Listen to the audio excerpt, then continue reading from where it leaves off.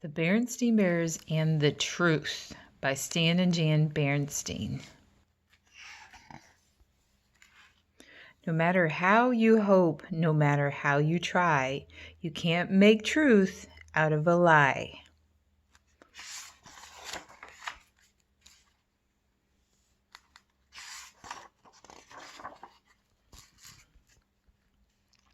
It was a lazy sort of day in bear country. The air was so still that the leaves on the big tree where the bear family lived were hardly rustling, except in the beehive, where the bees were always buzzing. Nothing much seemed to be happening. It was the sort of day that sometimes leads to mischief. Inside the treehouse, brother and sister bear were sitting around, not doing anything in particular.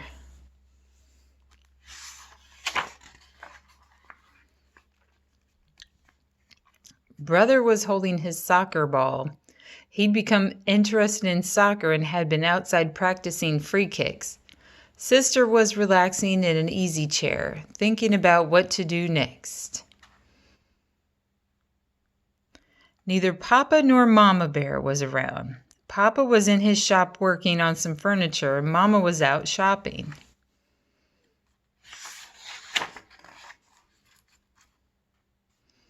"I know what," said Sister. "Let's go gather some wild blackberries." Brother thought about that.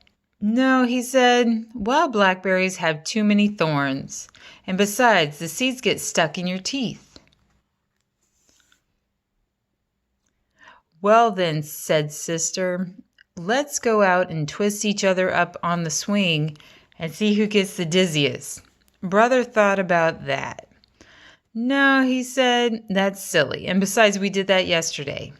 Sister became irritated and impatient with her brother.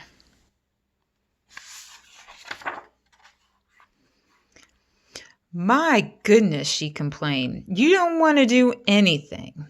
All you want to do is sit there and hug that soccer ball. I think you must be in love with the soccer ball." "I am not," protested brother. "But I'll tell you something. I bet I can dribble this ball past you." Brother was pretty good soccer player and very good dribbler, but so was Sister.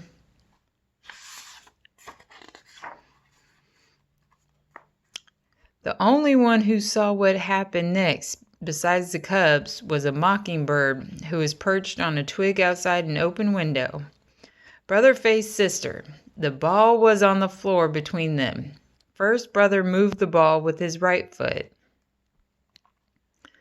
then with his left, trying to trick Sister out of position.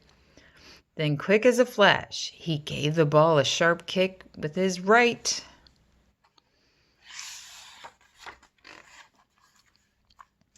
It almost worked, but Sister was fast too. She reached out with her knee and blocked the ball, which bounced against the bookshelf, against a chair, against a footstool, and into Mama's most favorite lamp, which fell to the floor with a crash.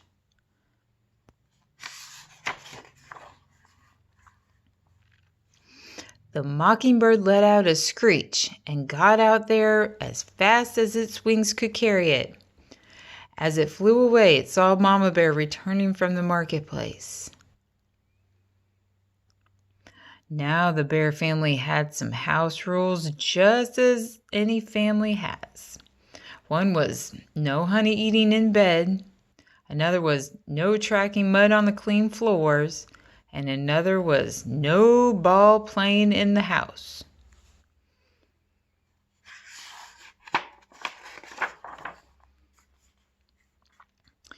What to do? Brother looked at Sister, Sister looked at brother. They both looked at broken lamp, and they both listened in horror as Mama came up the front steps and into the house. All brother had time to do before Mama came into the room was roll the ball behind Papa's chair. "My lamp," said Mama. "My best lamp. What happened?" she asked, looking into her cub's eyes. "Tell me about it." The cubs looked into Mama's eyes, then at each other, and then they began to tell one of the biggest whoppers they had ever been told in bear country.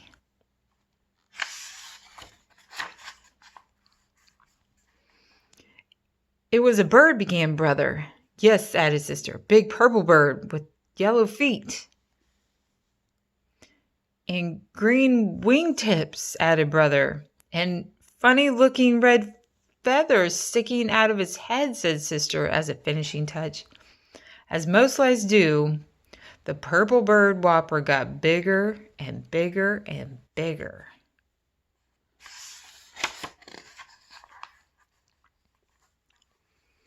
Yes, continued the cubs, and it flew in that window, zoomed around the room, and knocked over the lamp. As Mama Bear was looking at the broken lamp with a sad expression on her face, Papa Bear came in from his shop. The cubs began to tell him the story of the big bird that flew in the window and broke the lamp. It was harder to tell the second time. For one thing, they couldn't quite remember how they had told it the first time.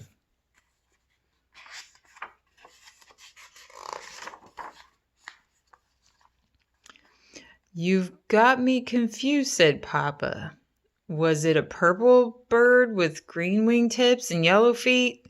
Or a yellow bird with purple wingtips and green feet? Or was it a white bird with black spots? Like that soccer ball behind an easy chair.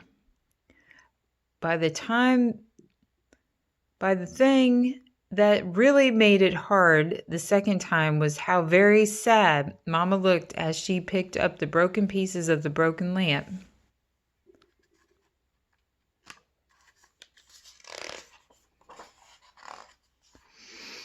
Mama, we're really sorry about the lamp, said Brother. Oh, yes, said Sister, picking up the last piece and putting it in the dustpan. Oh, said Mama, I'm not worried about the lamp. We can always get another lamp. Or we can glue this one back together. What I'm sad about is the thought that maybe, just maybe, my cubs, whom I've always trusted, aren't telling me the truth. And trust is something you cannot put back together again. Both cubs started to talk at once. It wasn't a bird, said Sister. It was a soccer ball. And it was all my fault, shouted Brother. It was just as much my fault, shouted Sister. But they were both shouted down by the phone, which rang loudly.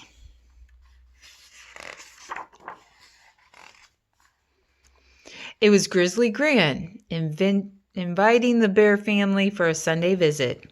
Hello, Gran, said Mama. Oh, everything is just fine in the treehouse. How is everything with you?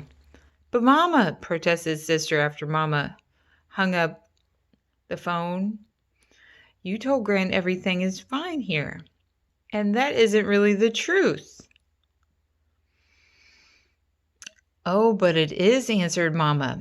We've got two fine cubs who have just learned a very important lesson about telling the truth. And what it could be finer than that. Now, let's help Papa glue that lamp back together.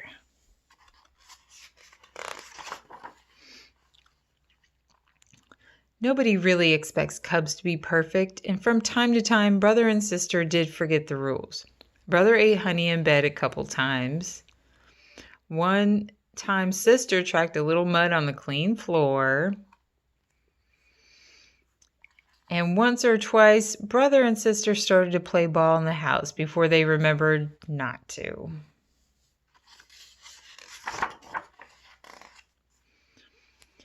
But they never, ever again told a whopper, because trust is one thing you can't put back together once it's broken. The end.